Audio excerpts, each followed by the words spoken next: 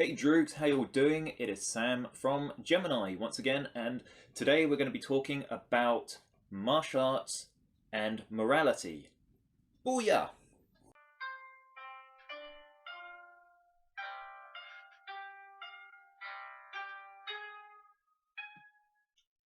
Okay, so the main question to this video is, do martial arts make you a moral person? No, they don't. Okay, we've answered the question. You don't need to watch the video anymore. But seriously, okay, if you want to watch this, yeah, I'll explain, I'll elaborate. Everything in life deserves elaboration, nothing is black and white, and the older you get, you find that life has a tiny bit of white at one end of the spectrum, tiny bit of black on the other end, and there's a huge, huge, huge section of grey in the middle. And the older you get, and when you start, getting further into adulthood, you'll find that applies pretty much to any sort of like moral conundrum or dilemma that you're going to come across. So let's go back. Does martial arts make you moral? So a lot of people seem to believe that martial arts should and does make you a moral person. Now, there are a lot of different schools of thought about this. Too many to kind of explain in this video, and this video won't do any of those schools really that much justice. But some people think, no, martial arts was purely designed to be a self-defense mechanism back in like the feudal days and what have you. So why should it have a moral implication involved in the art of killing? Then you could get some people who could say, but it's a fact that you're dealing with life and death, therefore morality has a natural place within that philosophical kind of perspective. Some people want to do martial arts purely for exercise. Some people want to do it purely for sport. And again, if you want to do martial arts simply to keep fit, the whole aspect of morality and being a moral person and being an ethical person probably doesn't, and some could say shouldn't, even have a place. So then on the counter side of that, you could get people who do martial arts for sport.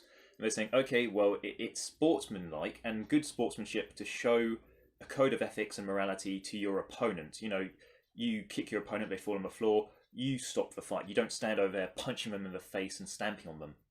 I actually did that once in one of my fights. Long story short, I won't digress too much. Kicked a guy to the floor, and I fell on the floor as well at the same time, but I quickly got up, he tried to get up, and I actually then did punch straight down onto him and pushed him back onto the floor. Yeah, I got a warning for that. It was a taekwondo competition, I got a warning for that. At the time, I didn't care. Anyway, as we're saying, some people could say that was bad sportsmanship. It didn't show a code of ethics. My thought at that time was, I'm here to fight this person. You know, I'm not here to make friends with him. He tried coming up to me afterwards and making friends, and I was just like, okay, cool, good fight, but I don't need to know who you are. So my philosophy at that time was, I'm here to hurt you. You're here to hurt me. If I fell on the floor or what have you, I'd expect you to kind of pretty much do the same to me. And just because you're not going to do that to me, it doesn't mean that I will not do that to you. So of course, you know, philosophical thought changes over time, and, you know, I found myself as, personally, the older I get, you know, I have shown a lot more respect to my opponents over the years considerably. And yeah, I would never do that to an opponent nowadays. Back then, you know, I was a different person, different outlook, and in different stages of development. So that is my story behind that. I may do a video about that, I may not, depending on what I feel like at the time. But yeah, if you're doing martial arts for fitness, or going back to sportsmanship again, people will say, okay, if you do sports, you should show that level of sportsmanship. But that is not unique to martial arts. Rugby players show sportsmanship, tennis players show sportsmanship, footballers show sportsmanship. It is not something unique to martial arts. So to say that, okay, nobody's going to say, I'm going to learn football and I'm going to learn to be a moral person by playing football because I'm going to learn sportsmanship. It doesn't happen like that. Same with martial arts. I've seen people like sports fighters on all the competitions I've done. and some of their attitudes have been absolutely atrocious. Some of their spectators and some of their coaches, their attitudes have been atrocious. So they've clearly not been learning or teaching that code of conduct or the sense of sportsmanship and ethics. So that's that kettle of fish. Now, taking martial arts away from the physical and into the how can we use what we're learning into a more philosophical aspect in society?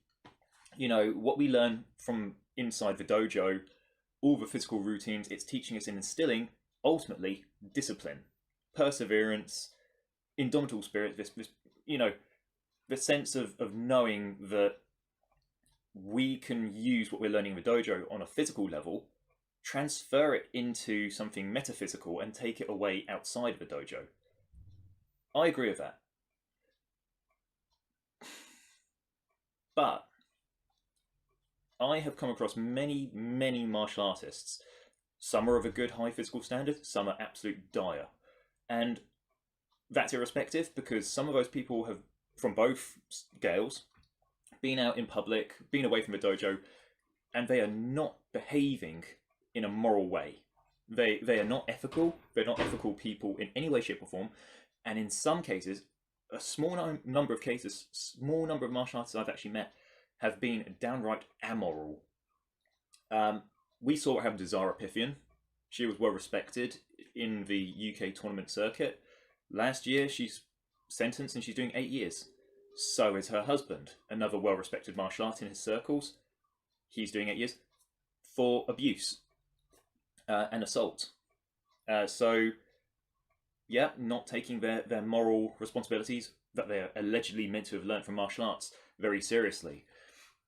And then you get other people as well. I mean, there's other martial artists as well who claim to be descendants of Bruce Lee, who go around and are nothing more than cyberbullies. They, I've seen one particular guy who's attacking a Jeet Kune Do instructor in Germany.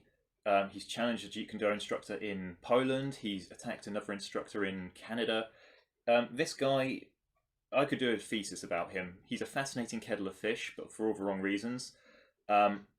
But his whole attitude, basically his whole approach, does not reflect somebody who's learnt moral development. Lawrence Kohlberg was a moral a psychologist who studied what's called developmental psychology, which is the study of how the brain develops as you get older. And Lawrence Kohlberg will probably have a field day of this guy, saying he's stuck at stage 1 or 2. He's not developed into a human being, he's not developed into an adult human being yet. Yeah, strange guy.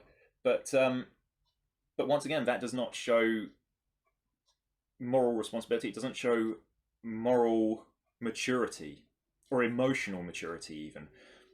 You'd expect somebody who claims to be a student of Bruce Lee to kind of actually display a bit more decorum, to project a little bit more humbleness and humility.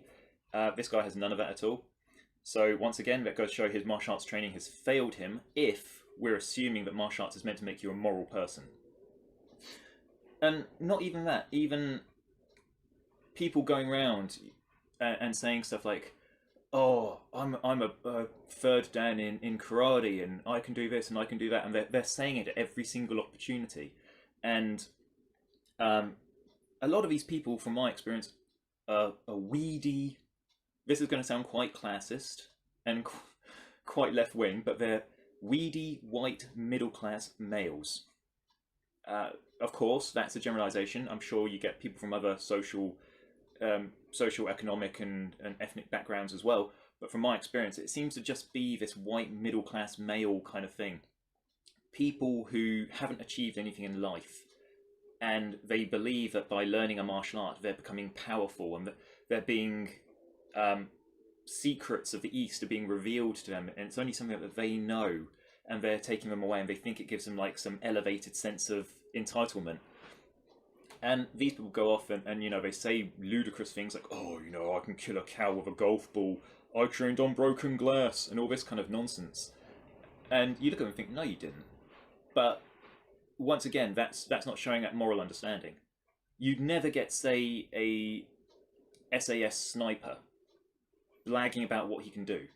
You'd never get somebody who'd been on front line of combat, blagging about how many people they've dispatched, because those are the people who understand real moral values. You know, they've taken lives. They're always in that situation of, I have the power to take a life, but do I have the right to take a life? Should I take a life? Who's it going to affect if I took this life?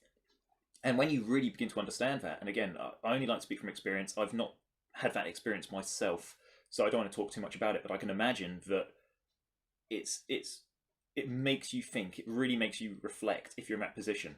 And it's people who just bandy it around, like, yeah, I can beat this person up, and yeah, I'm like a student of Bruce Lee. I can train on broken glass, and they're saying it with such a blasé attitude. It shows, where it's a suggestion that they have no moral understanding. They have no respect for those sorts of moral concepts. And if you, going back to the actual question itself, people who think, oh, if I can learn a martial art, I'll automatically learn morals. No. From my experience, quite the opposite is true. Martial arts can be a breeding ground for intense arrogance. Incredible intense arrogance. And instead, as opposed to teaching morals, ironically, it actually detracts some practitioners' sense of morality. So, yeah, if one thinks, I'm going to go and learn a martial art, I'm going to learn morality and ethics, no, that is something you are going to have to learn. And most of the ethics you will learn in life is not from martial arts, it'll be from your normal, everyday engagement with people. How you treat somebody at the shop when you go to buy something, how you treat somebody at the till, you're learning morals, you're learning interaction skills, social skills. Being at school, you learn interaction, moral skills. Parents, parental influence. Interacting with parents, they should, in theory, teach you moral, ethical skills and standards. Don't steal, say please and thank you, open up the door for somebody, let an old person walk on the bus in front of you. You don't need to get that from a martial arts school. You get that from life. So, does martial arts make somebody a moral person? No.